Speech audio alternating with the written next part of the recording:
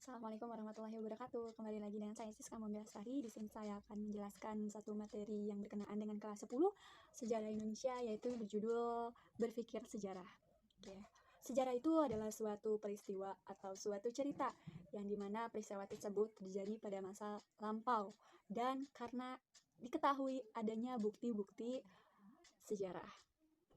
Nah, bukti-bukti sejarah ini dibagi menjadi dua, yaitu bukti sejarah berdasarkan sifatnya, kemudian bukti sejarah berdasarkan bentuknya. Berdasarkan sifatnya itu adalah sumber primer. Sumber primer ini adalah seseorang yang memang terjadi atau mengalami peristiwa tersebut. Kemudian sumber sekunder ini adalah orang atau saksi dari sumber sejarah. Dan sumber sekunder ini tidak mempunyai peran utama di peristiwa tersebut. Kemudian berdasarkan bentuknya itu ada tertulis, kemudian lisan, dan bukti-bukti benda.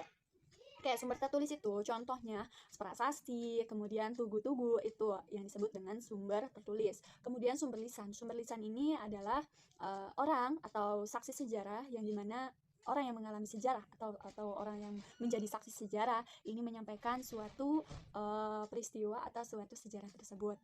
Kemudian sumber benda ini adalah suatu benda yang memang menjadi bukti-bukti sejarah. Contohnya yang sekarang menjadi bukti sejarah itu adalah tulang beluang, kemudian tulang manusia purba, kemudian batu-batu praaksara, itu sudah menjadi bukti sejarah.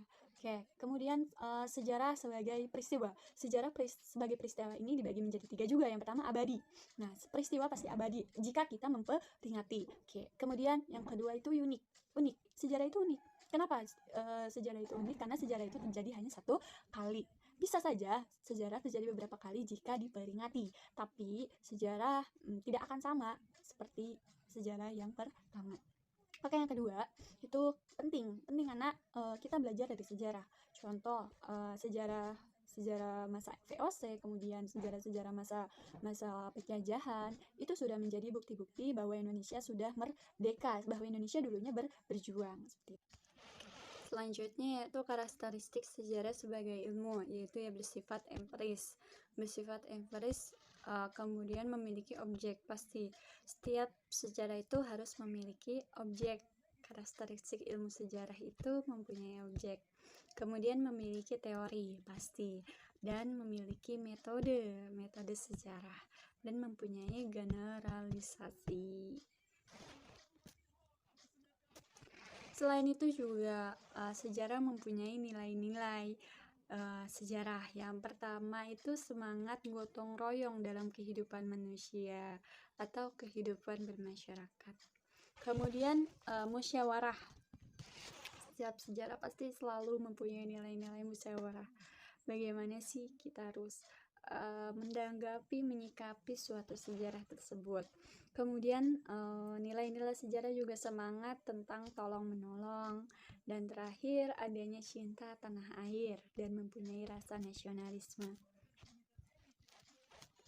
Dan dengan manfaat sejarah itu, yang pertama manfaatnya rekreatif sebagai suatu hiburan, yaitu dengan kita mempelajari sejarah kita bisa berkeliling dunia gitu. Contohnya misal kita kan mengenai revolusi industri Inggris, kita seolah-olah ada di kota Inggris atau di negara Inggris tersebut, bukan begitu?